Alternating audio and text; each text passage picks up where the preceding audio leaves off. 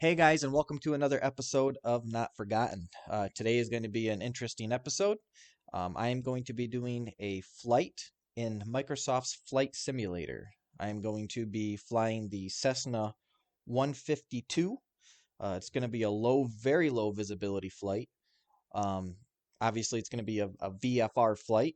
I am going to be following the roads, and I'm going to be flying from the Selfridge Air Force Base near Mount Clemens, Michigan, up to Lost Creek Sky Ranch in Luzerne, Michigan.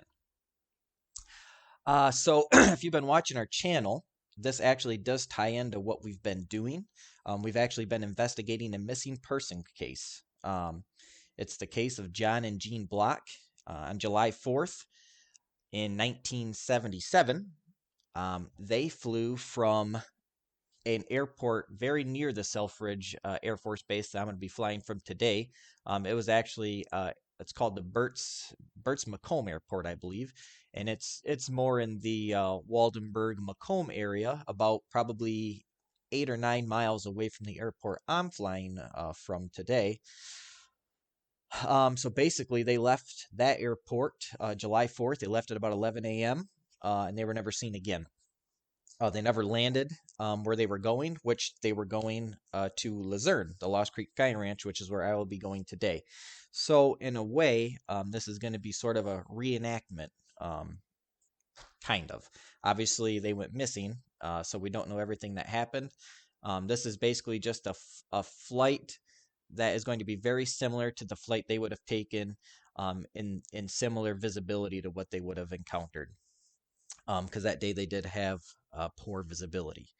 So anyway, without further ado, just to give a quick little briefing, the plane that I'm flying, like I said, is a Cessna 152.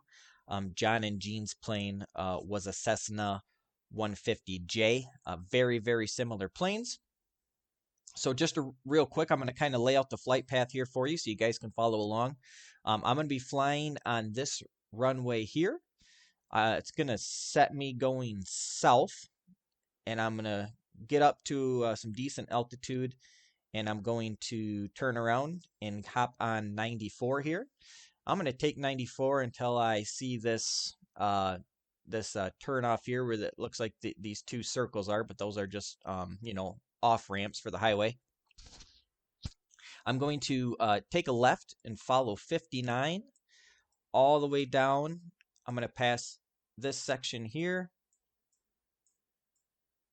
and I'm going to come all the way to I-75, Interstate 75, kind of where the road looks like a four-leaf clover, which is what I'm going to kind of be looking for to know that I'm going the right, or getting on the right road, getting on I-75. Then I will follow I-75 up.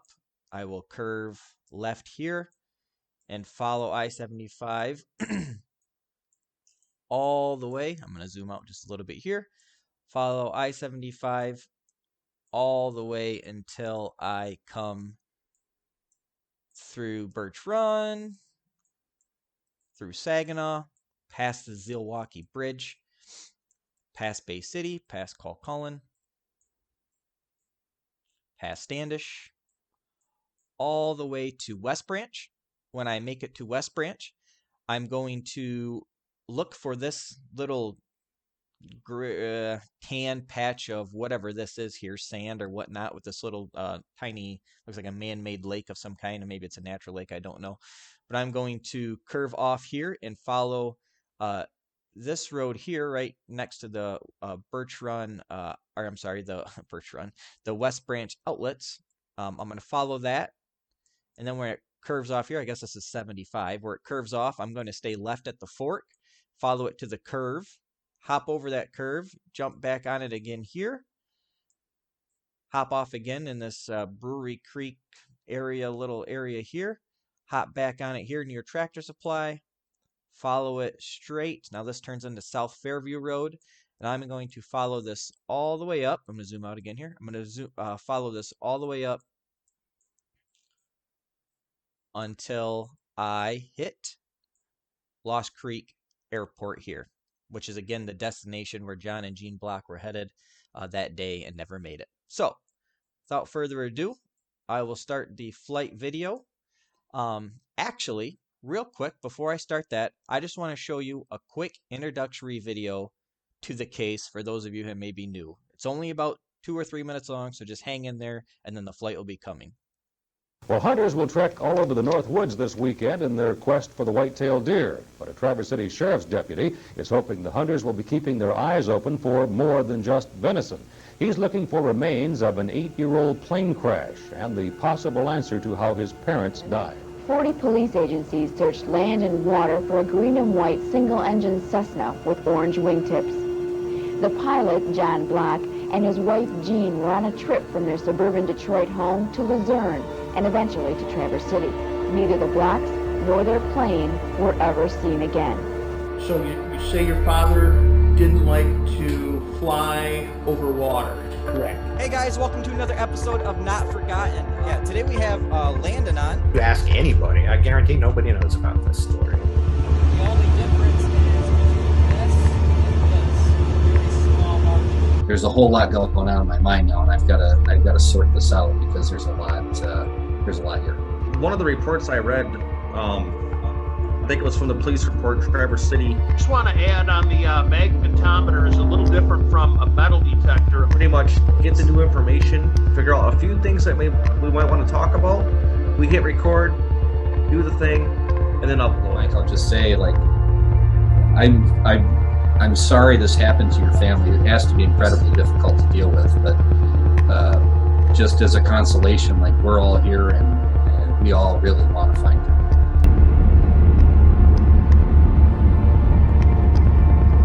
By the way, guys, keep your eyes up in this, like, look at trees every once in a while. And if you see any metal on the ground, we got to look at it, figure out what it is.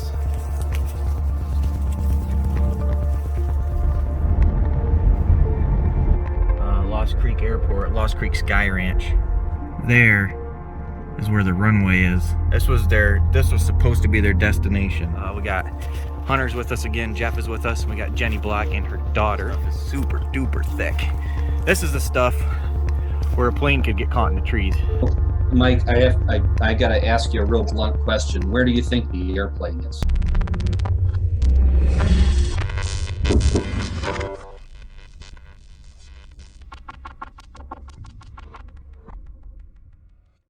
Now I'm going to start the flight video. So this is pre-recorded gameplay I did a couple days ago. This was captured on the Xbox Series X, and this is Microsoft Flight Simulator.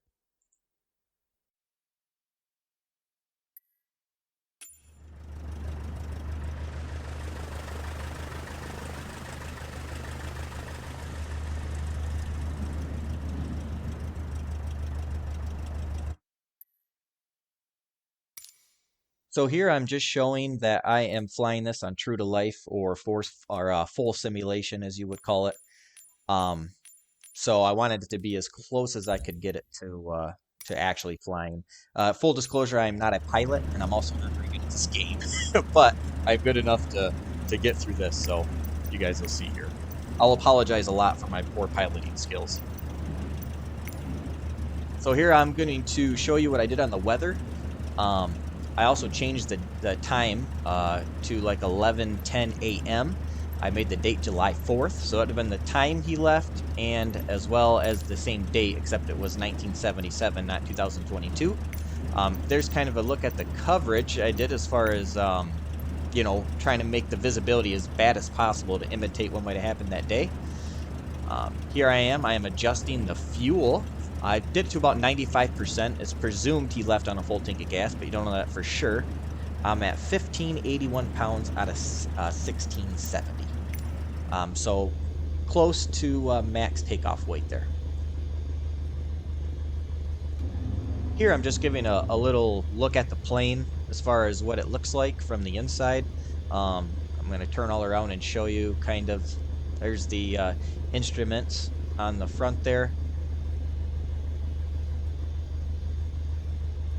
And then the passenger seat.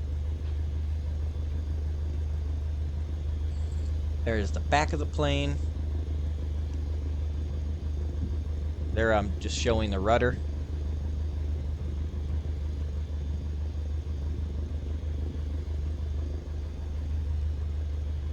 The flaps are up. Again, I'm going to apologize for my poor piloting skills because I don't believe this takeoff was textbook by any means.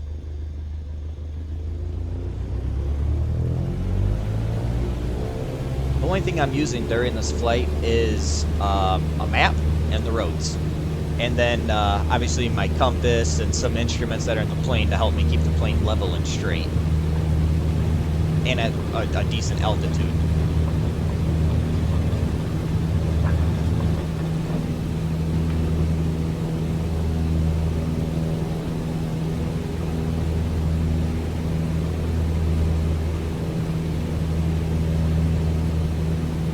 I'm taking off south from the Selfridge Airfield Base here. You can see the visibility is starting to get very bad. And I'm going to make an immediate right turn. Cessna X-ray Golf Sierra, continue for self-departure.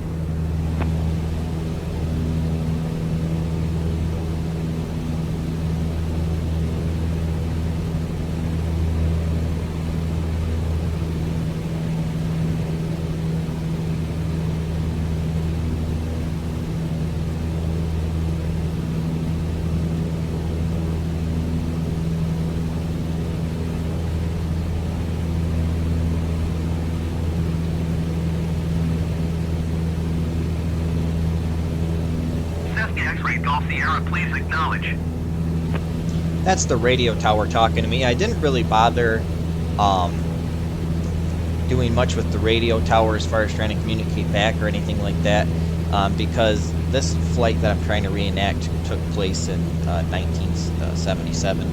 There weren't a lot of radio towers where he was flying out of, flying through as far as that goes. We don't know of any radio contact that he had. Other than maybe a Civil Air Patrol contact that may or may not have happened. But as far as radio tower, as far as traffic control and things like that, we don't know of any contact that he would have made. Okay, so coming up here, it looks like I'm turning off of 94 onto 59. Looks like I'm climbing up to about 1,500 feet. And I'll be following 59 here until I reach that four-leaf clover pattern where I know to turn on to I-75. And it sounds like radio tower is still trying to get a hold of me, unsuccessfully. Even if I wanted to communicate back, I'm not sure that I would know how or what to say, because like I said, I'm not a pilot.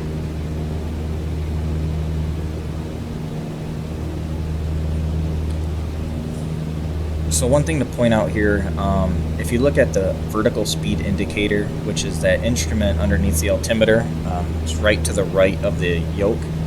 It says 0, 10, 20, and then 10, and then 0, if you read it clockwise. Basically what that instrument tells you is if you're flying level or not. So when that needle goes over the 0 up to 10, up to the top 10, that tells you that you are ascending or going higher. If that needle drops down like it's doing now, that means you're descending or you're losing altitude. So I'm trying to use that to the best of my ability to stay level, but it's very difficult for a lot of reasons. One reason is you can't see the horizon, so you really don't have anything to judge looking out the window. There is an instrument to the left of the altimeter that looks like it's kind of brown and blue, and there's a yellow line in the middle that's supposed to kind of represent the horizon. But it's kind of hard to read, especially on this game, and I'm slightly colorblind, so it's kind of hard to read real well. So I'm using the vertical speed indicator as much as I can, and that's basically all I'm really using to know that I'm staying level, and looking at my altimeter to see if I'm actually, climbing altitude. But so anyway, it's hard to stay level because of that. You can't see the horizon. It's also hard to stay level because I'm flying low, so I can see the road. I don't want to lose track of the road, because if I lose track of the road even for a few minutes, then I'll be lost. So, but because I'm flying so close to the road, when it curves, I have to follow it immediately. Where if you're flying higher and you're looking down at the road, you can see it curve and you can kind of not move your plane a lot because you can see so much of the road. Where I'm just seeing small pieces of the road, so when it curves or turns, I have to turn my plane, which is making it even harder to stay level.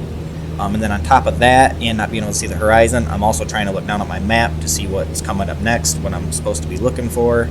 and then trying to look out the window and look at the road. So there's a lot of things going on here all at once, more than meets the eye, really.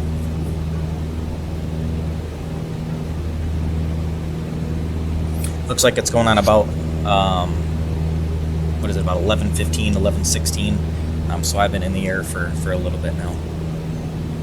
Well, not a little bit, only about 5 minutes actually.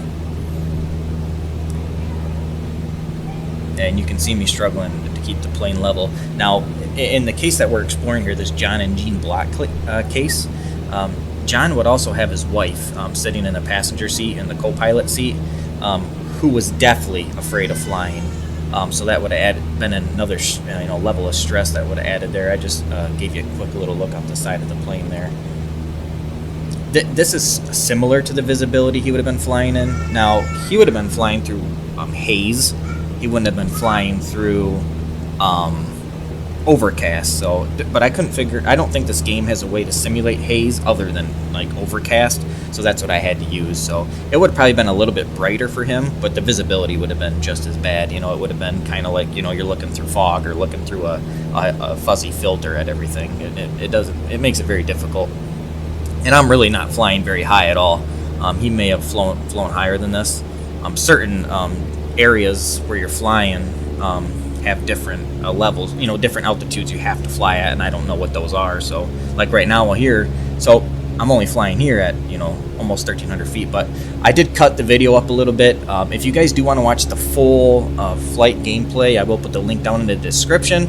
But it's like almost a 2-hour flight, hour and 45 minutes or something like that. So it would have made for a really long, boring video. So if you guys do want to watch that, the link is down in the description here. But I'm going to cut this up a little bit just so you guys aren't, you know, bored. But see how the road here up just to the front of the plane, you see how it's kind of splitting off? Those are the kind of like landmarks and things I'm looking for when I'm flying to know where I'm at.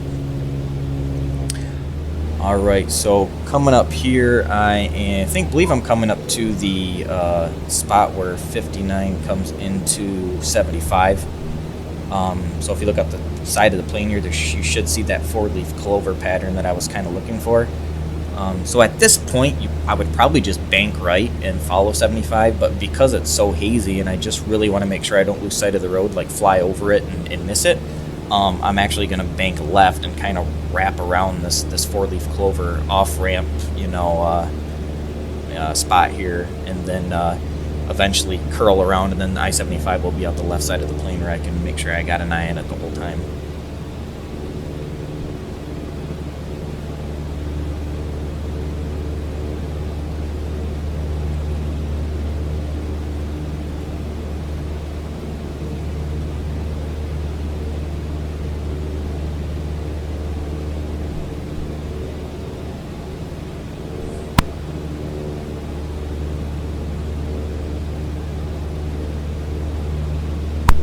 So that's a good little look there of me kind of looking down at 75. Again, I'm not flying very high here at all. Well, actually, it looks like I am a little over 2,000 feet. So this is pretty decent altitude here. I mean, it's still not high as opposed to what you really want to fly, but in this situation, I think that's pretty decent.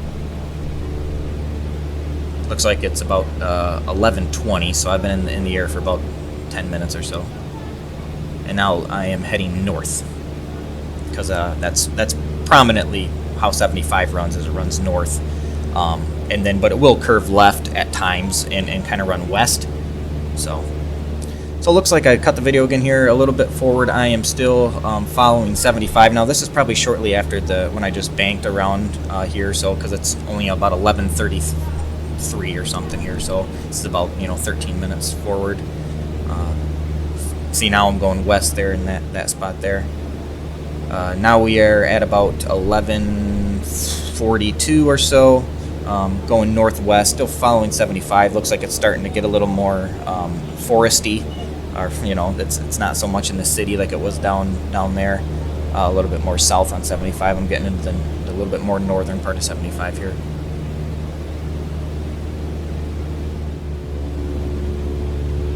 I think right here what I'm doing is pulling up the weather. I am trying to possibly make the coverage a little bit thicker, because it was kind of clearing up a little bit, and I didn't really want it to get too clear, or it kind of defeated the purpose. But I think it does end up thickening up a little bit here as this moves forward.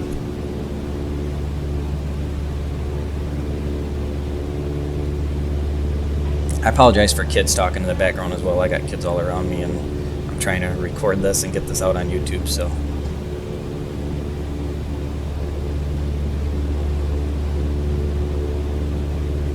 Looks like it's going on about 12, almost 12:30, pretty close. So I've been in the air for about, what is that, 11:10 to 12:30, about an hour, almost an hour and a half. This is me giving you another look out the left side of the plane. Definitely getting a little more wooded now as I'm getting further north. Not a lot of buildings or anything. Visibility looks like it's pretty bad again, and I am about 2,000 feet here.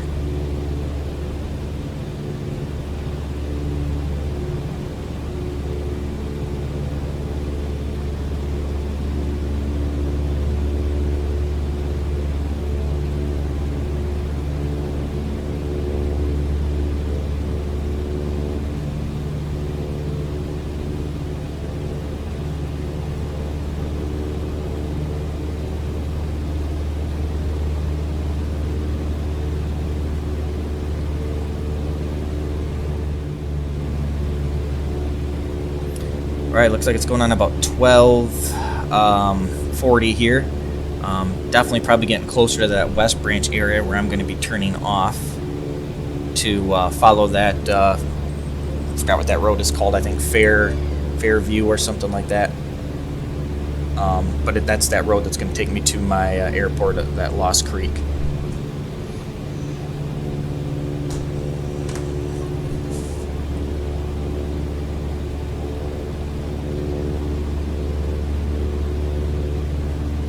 So yes, that was that spot I was looking for, that kind of sand pit on the left. There's those West Branch outlets on the left, and that road there I'm following just out to the left of the plane, if you can see it. Flying just about 1,800 feet here. Going north again, because this road does run north right to Luzerne.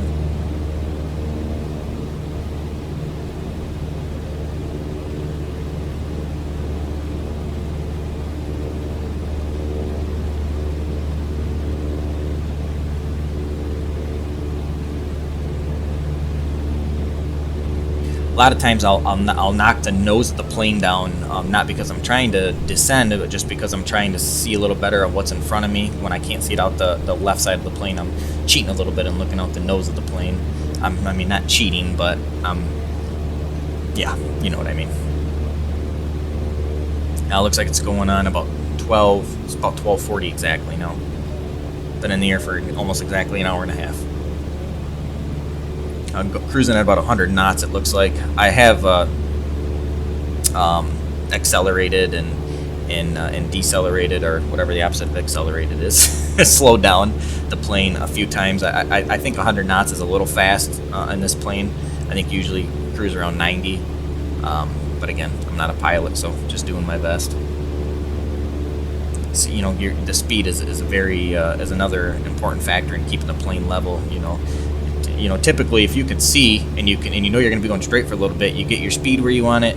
If you figure out how to trim the plane, and it sort of flies itself in a way. You still have to keep it a little level, but you don't gotta, maneuver it as much as I'm maneuvering it now. So now I'm flying on this Fairview road here, getting very, very woody. A lot of woods all over. There's really no buildings. And this is me just giving you a little snapshot of what it looks like outside the plane. Just woods everywhere. So this is between this area probably and the airport, somewhere between these two spots, and maybe a little past the airport, maybe a little to the left or the right of the airport, is where we think John and Jean Block and their plane are. We think that they're somewhere kind of close to the airport, in this heavily wooded area that's not very well traveled. And now coming up on my left here, this is going to be the Lost Creek Sky Ranch Airport, where I'll be landing.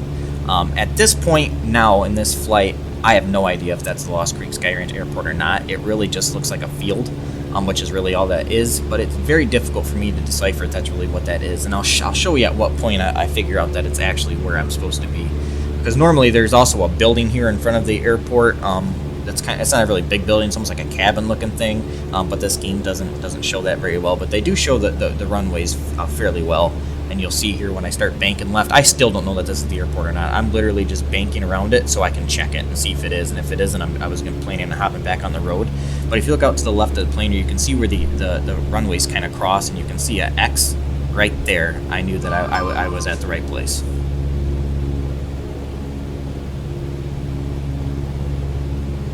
So what I'm going to do, which isn't really what I wanted to do, is kind of run parallel back south. I'm going to go south parallel with the runway, and then when I get past it enough, I'm going to bank back left and try to and hit the runway. And this isn't a very good landing at all, but you know, it is what it is. So we'll see here as I get closer to landing. At this point too, well, not at this point, but shortly here, I'll start to ease back on the throttle of the plane and put my flaps down to keep lift as I'm losing, engine power. So you can see me doing that now. I'm cruising, less than 80 knots. I'm starting to back down on the RPMs, and I'll start banking around left here to line myself up with the runway. Also, looks like it is getting ready to go on 1 o'clock. It's about 12:55.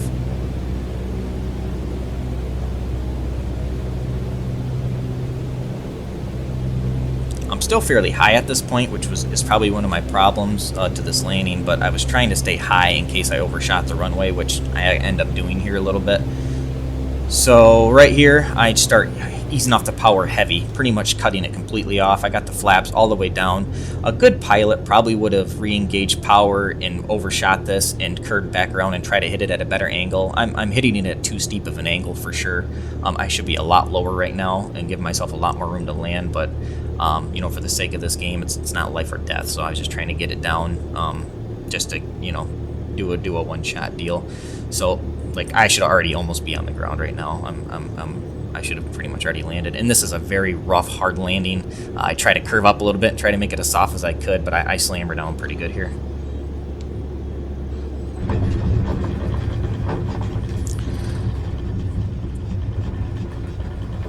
So there we go. I did land. I'm starting to bring the plane to a stop here. I go to hit the parking brake and I accidentally hit the primer. And there I hit the parking brake. So now I am completely stopped. Just kind of looking around here, checking things out to see how everything looks. There's the plane. Looks like I'm at about 60% fuel, I do believe. 68% fuel. I left at 95. If you look down on the bottom left, you can see where it says 68. Check my time. It is 12:57. So I left at 11:10, landed at 12:57. I probably took off about 11:11, 11:12 actually. For some reason, the fuel that says 8.45 gallons on each side, but it still says 95%. But there's 8.45 gallons left on each side. I also lost a little bit of weight. I'm down to 1522 out of 1670 because I burned fuel.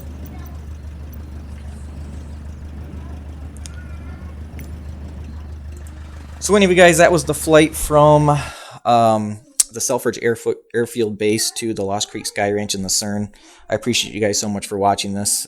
This was kind of informative for me. It gave me a very good representation of that flight and kind of some problems he may have encountered as far as visibility goes and the level of stress he could have had.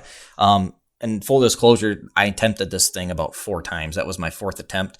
A lot of times what would happen is when I would turn onto 75 off of 59, I would be on 75 okay, where that 4-leaf clover pattern was. I would stay on the road okay, but then them web of roads there, I would get lost a lot. I would end up veering off onto a different road that isn't 75 that I thought was 75.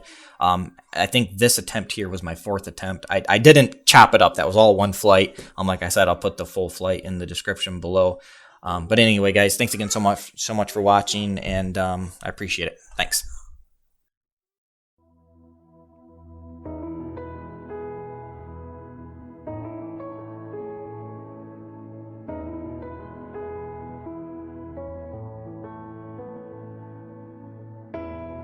There's nothing worth more that will ever come close. Nothing can compare.